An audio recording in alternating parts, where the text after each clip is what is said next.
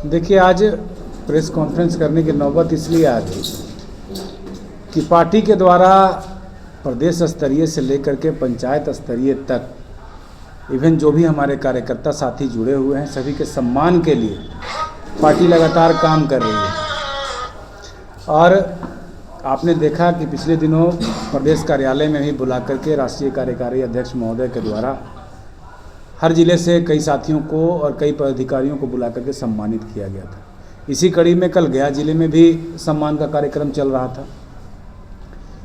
उसमें मंच पर ये देखने को मिला कि वैसे व्यक्ति जो राष्ट्रीय जनता दल के चुनाव प्रबंधन में लगे हुए थे, चुनाव में मुख्य भूमिका में थे, और सरकार जैसे ही हम लोगों की बनी, एनडीए की बनी, वो आ करके किसी प्रकार से साक्ष्य को छिपा करके मुख्यालय में अपनी बात को दबा करके किसी व्यक्ति को प्रभाव में लेकर के और वो पार्टी में आ गए।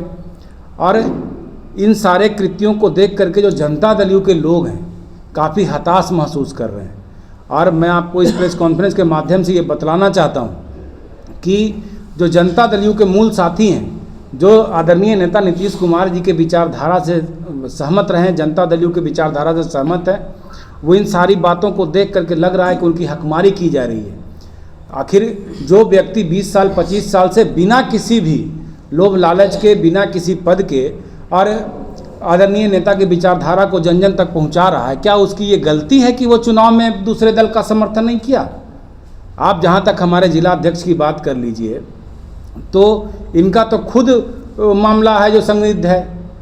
आप देख लीजिए कि इमामगंज में जब चुनाव था, इसकी पार्टी को मैंने निवेदन किया है, मैंने मुख्यालय में भी निवेदन किया और आदरणीय माननीय मुख्यमंत्री से मैं निवेदन करता हूं कि देखिए, पार्टी के लिए चुनाव बहुत बड़ा मायने रखता है।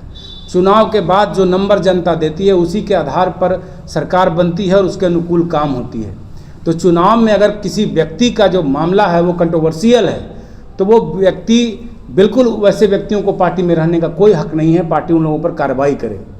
हम लोग कई महीनों से आप देख रहे होंगे कि गया जिले से कई लोग जा कर के और पार्टी मुख्यालय में सभी लोगों को इन सारी बिंदुओं से अवगत करवा रहे हैं, लेकिन इन व्यक्तियों पर पता नहीं किस प्रकार का किनका साया है, किनके प्रभाव में ये लोग हैं, हमको नहीं पता चल रहा है। इसीलिए आज प्रेस कॉन्फ्रेंस करने की नौबत आई है।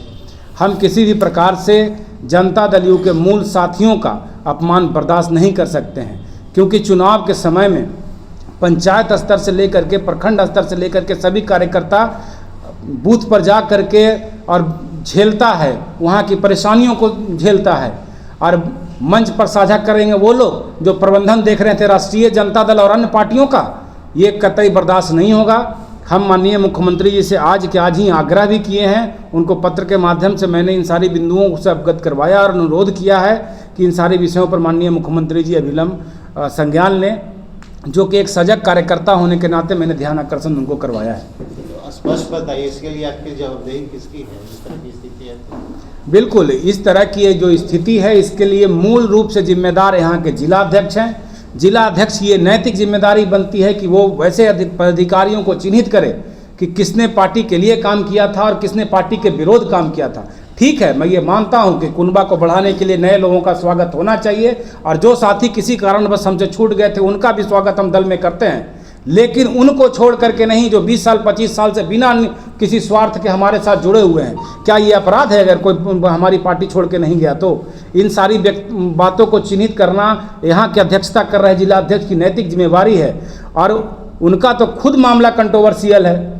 आखिर इमामगंज में हमारी पार्टी जब चुनाव लड़ रही थी तो उनके जो विषय है, जो एक जिला अध्यक्ष की नैतिक जिम्मेवारी होती है, क्या उसको वो निभा रहे थे कि नहीं, इस पार्टी को देखना चाहिए था। और बिल्कुल मैं इस बात पे कायम हूँ कि उनका जो मामला है वो कंट्रोवर्शियल रहा है इमामगंज में। चूँकि देखिए, जातीय उन्माद से या जातीय प्रभाव से बिहार कभी बाहर नहीं निकल सकता है।